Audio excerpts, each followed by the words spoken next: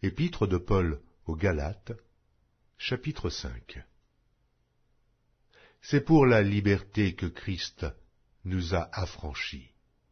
Demeurez donc fermes, et ne vous laissez pas mettre de nouveau sous le joug de la servitude. Voici, moi Paul, je vous dis que, si vous vous faites circoncire, Christ ne vous servira de rien. Et je proteste encore une fois à tout homme qui se fait circoncire, qu'il est tenu de pratiquer la loi tout entière. Vous êtes séparés de Christ, vous tous qui cherchez la justification dans la loi. Vous êtes déchus de la grâce. Pour nous, c'est de la foi que nous attendons, par l'Esprit, l'espérance de la justice. Car en Jésus-Christ, ni la circoncision, ni l'incirconcision n'a de valeur, mais la foi qui est agissante par la charité. Vous couriez bien. Qui vous a arrêté pour vous empêcher d'obéir à la vérité? Cette influence ne vient pas de celui qui vous appelle. Un peu de levain fait lever toute la pâte.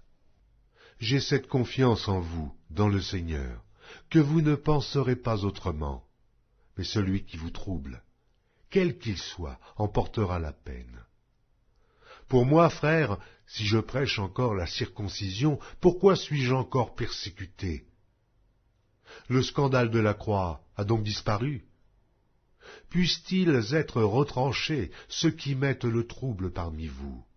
Frères, vous avez été appelés à la liberté, seulement ne faites pas de cette liberté un prétexte de vivre selon la chair, mais rendez-vous par la charité, serviteurs les uns des autres. Car toute la loi est accomplie dans une seule parole, dans celle-ci: tu aimeras ton prochain comme toi-même. Mais si vous vous mordez et vous dévorez les uns les autres, prenez garde que vous ne soyez détruits les uns par les autres. Je dis donc, marchez selon l'esprit, et vous n'accomplirez pas les désirs de la chair. Car la chair a des désirs contraires à ceux de l'esprit, et l'esprit en a de contraires à ceux de la chair. Ils sont opposés entre eux, afin que vous ne fassiez point ce que vous voudriez. Si vous êtes conduits par l'esprit, vous n'êtes point sous la loi. Or, les œuvres de la chair sont manifestes.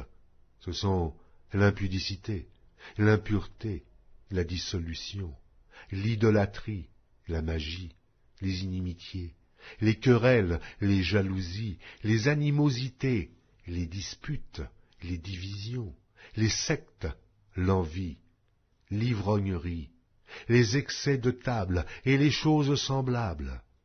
Je vous dis d'avance, comme je l'ai déjà dit, que ceux qui commettent de telles choses n'hériteront point le royaume de Dieu. Mais le fruit de l'esprit, c'est l'amour, la joie, la paix, la patience, la bonté, la bénignité, la fidélité, la douceur, la tempérance. La loi n'est pas contre ces choses. Ceux qui sont à Jésus-Christ ont crucifié la chair avec ses passions et ses désirs.